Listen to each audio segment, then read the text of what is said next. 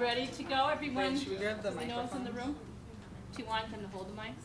Okay. Doesn't matter which ones. We have 3. Choose wisely. Okay. Do I have to press a button? Is this like one of those? Okay. Get off. Okay. Cool.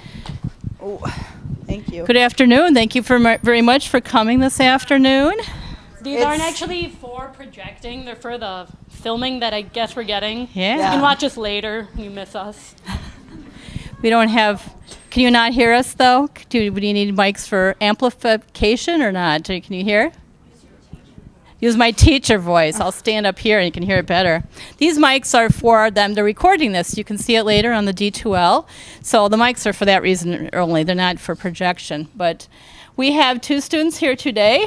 We have Luke, who is here as one of our interns. A lot of you have met Luke as an intern before. Luke is actually a volunteer this semester. And Amy is one of our volunteers also. She is here as an intern for the LGBT Resource Center. They have done this presentation, or one similar. They've modified it for you today, but they've did a similar presentation for all the RAs in resident life. So some of this has been pre-tested. But they did adapt it for staff and faculty. And faculty will be observing this on the D2L, so we had to kind of have both things in here for faculty and staff. And so they're doing the best they can in their 1 hour. So and we have cards that we handed out for you to ask questions on. I'll be collecting those shortly. And otherwise, we're going to let them, without further ado, you can do our group about the transgender. How close do I need to hold this? Like, okay, this is, okay, cool. All right, so as Stacy said, my name is Luke. I'm a junior here. I've been living on campus all 3 years, majoring in human development. And we've also given this kind of presentation to multiple classes and to the RAs. So I'd like to say we're fairly experienced on this topic. I'm also a third-year student. Been here all 3 years on campus living. It's great. Yep. And then if you have any questions at any point during it, just feel free to ask, or we'll probably have some time at the end. Right. Yeah. All right, and again, we are presenting on just transgender students on campus and all that entails. So first off, the community is often referred to as the LGBTQ community. Even the center is called that. And for those of you that don't know, it stands for lesbian, gay, bisexual, transgender, and queer questioning. And that's a great term. However, it is a bit exclusive because there are more people within the community that identify as something else and their letter is not up there. And so what we're moving to nowadays is GSRM, which stands for Gender, Sexual, and Romantic Minorities. And the reason we are moving to this is because it's all-inclusive. And so when we refer to GSRM individuals or the community, whenever we say GSRM, just know that we're pretty much saying LGBTQ, we're just being more inclusive. So just a heads up for that. All right. So we're just going to start off with some definitions, so we're all on the same page. Gender identity, it refers to a person's internal sense of being male, female, or anything else. Then there is gender expression, which refers to the way a person communicates gender to others through their hairstyle or their clothing, their voice, just generally the way they act. And then there is sex, which is a socially constructed label that you're assigned with at birth based on your genitalia and other primary sexual characteristics. To kind of give you a nice little visual on this, we have the genderbread person.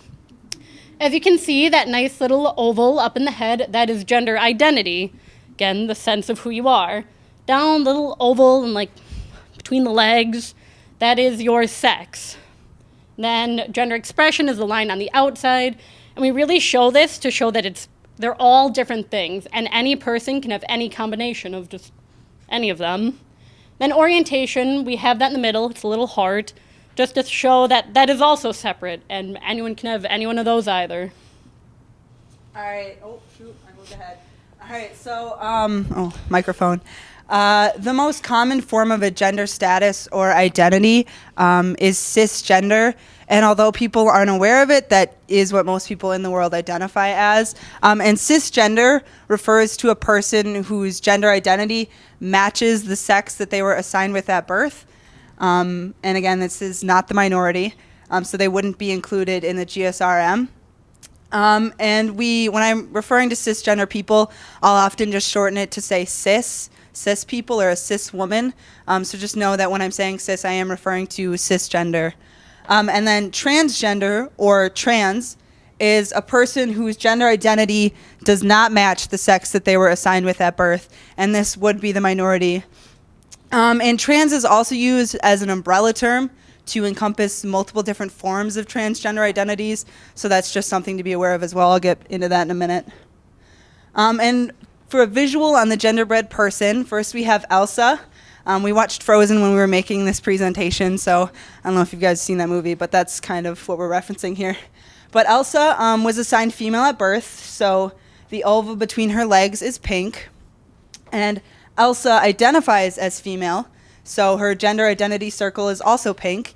And because they're both pink, they're both female, they match up, Elsa is cisgender and a cis woman. And the pronouns that she prefers are she, her, and hers. And then we have Anna, her sister. And Anna was assigned male at birth, so the oval between her legs is blue. But Anna identifies as female, and so her gender identity circle is pink. And because you have the male and the female, the pink and the blue, they don't match up, Anna would be a trans woman or transgender. And note that her pronouns that she prefers are also she, her, and hers, so we use those when referring to Anna. All right. And then this is a visual of the trans umbrella that we made. There are a lot of terms under here. We are not going to cover them all today. We don't expect you all to understand them all today. We just want you to be aware that they do exist. And all of these mean transgender or are a form of transgender, but they're not all the same thing. The most common under the trans umbrella, or the most that you might run into, the first would be F to M or M to F, and that stands for female to male or male to female. It's pretty much what it sounds like. So, for example, Anna could identify as M to F because she was assigned male at birth and identifies as female. And then we have genderqueer, and this one's a bit harder to define and for people to wrap their heads around because there are multiple ways to identify as genderqueer. A person who is genderqueer could explain that in a way that they say their gender is a combination of male and female all at once. Another person who is genderqueer could say that their gender this week is female, next week they're going to be male, and maybe a year from now they'll feel something else entirely, so it fluctuates, it changes, it's fluid, and that's how they identify with genderqueer. And then another form is just that they don't feel male, female, or anything else. So it kind of depends on the person with how they identify as genderqueer. So if someone ever tells you they're genderqueer, you could ask them to explain what that exactly entails if they're open for that kind of discussion. And then the last one is transsexual. And that describes a transgender person who medically transitions. Medically transitioning, whether that be hormones or surgery, is extremely costly and time-consuming and not accessible to every transgender person.